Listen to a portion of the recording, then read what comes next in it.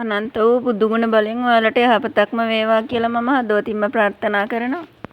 අද මම හදන්නේ මගේ පුංචි කුස්සියේ පැන්ටි ලෑල්ල අස් කරගන්න. එහෙනම් වැඩි කතා නැතුව වීඩියෝ එකට ගිහිල්ලා බලමු මම පැන්ටි ලෑල්ල අස් කළේ කොහොමද කියලා. මගේ පැන්ටි ලෑල්ල උඩ මම මහ ලොකු බඩු ගොඩක් තියාගෙන නැහැ. ඒ විදිහට දකිද්දි මගේ හිත නිවෙනවා. ගෙදර ගෘහණිය වන අපි දවසේ වැඩි වෙලාවක් ගත කරන්නේ මේක නිසා ඒ තරම් ලස්සනට පිළිවෙලට පිරිසිදුව තියාගන්න ඕනි. එතකොට තමයි අපේ හිතටත් සැනසීමක් ලැබෙන්නේ. මම මේ වීඩියෝ එකනුත් කියනවා මාත් එක්ක එකතු වෙලා ඉන්න ඔයාලට මම ගොඩක් ආදරේ කියලා. මගේ වීඩියෝ බලන්න අලුතෙන් එකතු වුණු කෙනෙක් නම් ඔයා. මම ඔයාගෙන් ආදරෙන් ඉල්ලනවා මාත් එක්ක දිගටම රැඳිලා ඉන්න කියලා. ආදරණීය ඔයාලා මට දෙන සහායෙන් තමයි මම අඩියෙන් අඩිය ඉදිරියට යන්නේ. ඒ නිසා ඔයාලා මට දෙන සහායට මම හදවතින්ම ස්තුති කරනවා. ඔයාලව හැර ගියපු අය සම්බන්ධව ඔයාලගේ හිතවල තැවීම් තියෙන්න පුළුවන්. ඔයාලව හැර ගියපු අයට ඔයාලා වටින්නේ නැතුව ගියා. එහෙමයි කියලා ඔයාලට ඔයාලා වටින්නේ නැතුව ගියොත් කාටද ඔයාලා වටින්නේ? ඔයාලව හැර ගියපු අයට ඔයාලා වටින්නේ නැතුව ගියා. මේ ජීවිතේ අපිට ලැබුණු වටිනාම කෙනා අපි කාටද ආදරය කළ යුත්තේ? අපිට. බුදුරජාණන් වහන්සේ වදාළේ මෙහෙම තමන්ට පිහිට තමාමේ. තමන්ගේ පාර හදාගන්න තැනත්තා තමාමේ.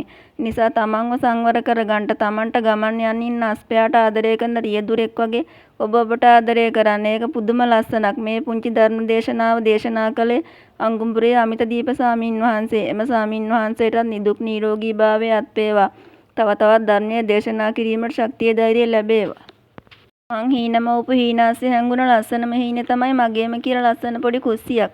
මං දන්නේ නෑ ඇයි මං ඒ හීනෙට ආස වුණේ කියලා. මට හිතෙන්නේ මගේ හිතට ආපු ලස්සන ආසාවක් තමයි ඒක.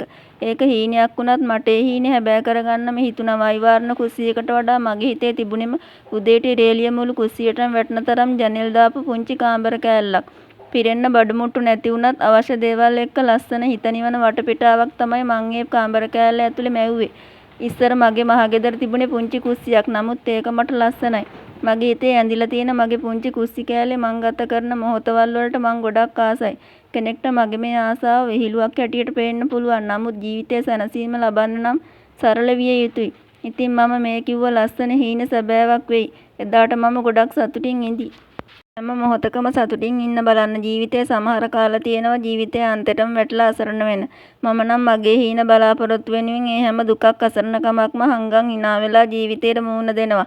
එහෙම හිටියම කාලයකට පස්සේ හරි ජීවිතේට ලස්සන කල දවසක් උදා වෙනවා. මම වගේම ඔයාලත් හැම මොහොතකම සතුටින් ඉන්න බලන්න. ඔයාලගේ ජීවිතේ ලස්සන වෙලා ඔයාලටත් හොඳ කල දවසක් උදා වෙයි. එතකොට විශ්වාසයෙන් ඉන්න.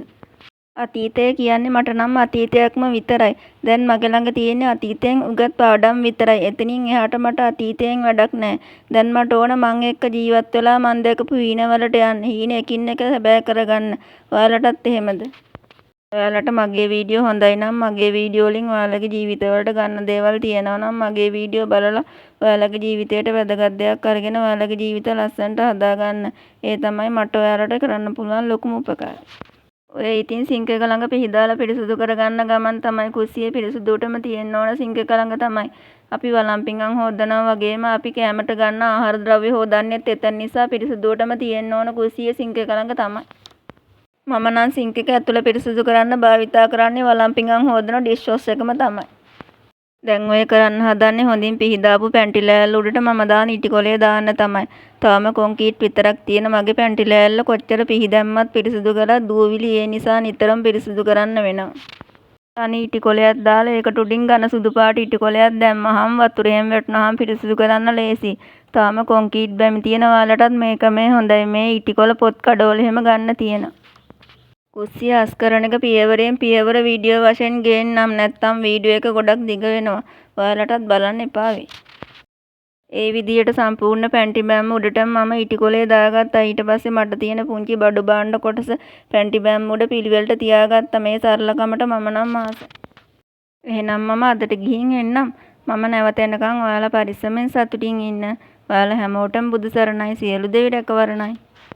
වීඩියෝ එක අවසන් කරන අවසන් මොහොතේත් මම කියනවා මාත් එක්ක එකතු වෙලා ඉන්න. එකතු වුණු ඔයාලා හැමෝටම මම ගොඩක් ආදරේ කියලා. ඔයාලා මට දෙන සහායට මම හදවතින්ම ස්තුති කරනවා කියලා.